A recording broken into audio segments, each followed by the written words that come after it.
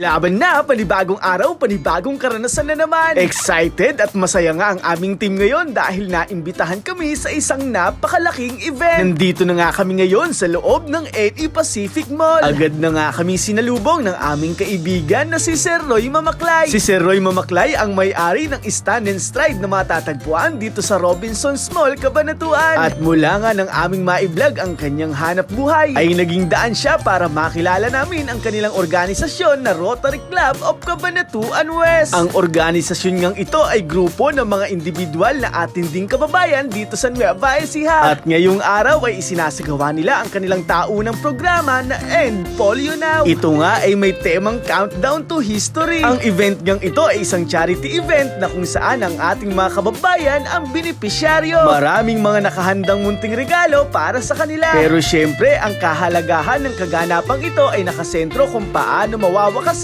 ang polio dito sa ating bansa. Hindi naman lingid sa ating kaalaman na ang polio ay isang nakakahawang sakit. At karamihan nga sa biktima ng sakit na ito ay ang mga bata. Kung kaya napakahalaga na maipaliwanag sa ating mga kababayan ang kahalagahan ng bakuna laban sa polio. Mula noon magpasa hanggang ngayon ay advokasya na ng Rotary Club of Cabanatuan West ang mawakasan na ang polio dito sa ating lalawigan. Kung kaya nga naghahandog sila ng mga libreng test, lalo na ang libreng bakuna. Napakalaking bagay ng programang ito sa ating mga kababayan. Kung kaya nga gayon na lamang ang aming paghanga sa naturang organisasyon. Isa lang ang programang ito sa isinasagawa ng Rotary Club of Cabanatuan West. Napakarami pa nilang programa na ang makikinabang ay ang ating mga kababayan. At ito nga ay voluntaryo nilang isinasagawa at galing din sa kanilang sariling pondo. Bukod nga sa pagkakaloob ng libreng bakuna, libreng test at libreng pagkain ay naghandog din ng mga palabas ang Rotary Club of Cabanatuan West. Hangarin din kasi nila na makapaglaan ng mga bagay na makakapagpangiti sa ating mga kababayan. Bukod nga sa mga nakakabilib na palabas ay may inihanda rin silang presentasyon na tumatalakay sa maayos na pagpapalaki ng bata. Ang isang nakakatuwang pangyayari sa araw na ito ay yung paggamit nila sa programang ito upang mabigyan ng pagkilala ang ilan sa mga personalidad ng ating lalawigan. At isa na nga dyan ang aming team. Nakakataba ng puso dahil napansin ng organisasyong ito ang aming advokasya na maipakilala ang ating lalawigan sa internet. Binigyan nila tayo ng pagkilala at ito ay isang indikasyon na may nakakapansin sa ating ginagawa. Kaya naman ang Team Laban na ay hindi magsasawang ipagmalaki ang ating lalawigan sa buong mundo. Dahil iba ang sigla at saya sa Nueva Ecija. Ang ganitong uri ng karangalan ang magsisilbing lakas sa aming team para magpatuloy. Ang amin naman taus-pusong pasasalamat sa bumubuo ng Rotary Club of Cabanatuan West. Partikular sa kanilang End Polio Head na si Sir Clark Sarmenta. At syempre sa kanilang presidente na si President Joshua Azurin Salvador. Nawa ang ganitong programa ng Rotary Club of Cabanatuan West ay maging inspirasyon sa iba pang organisasyon. Mga programa na nakasentro sa kapakinabangan ng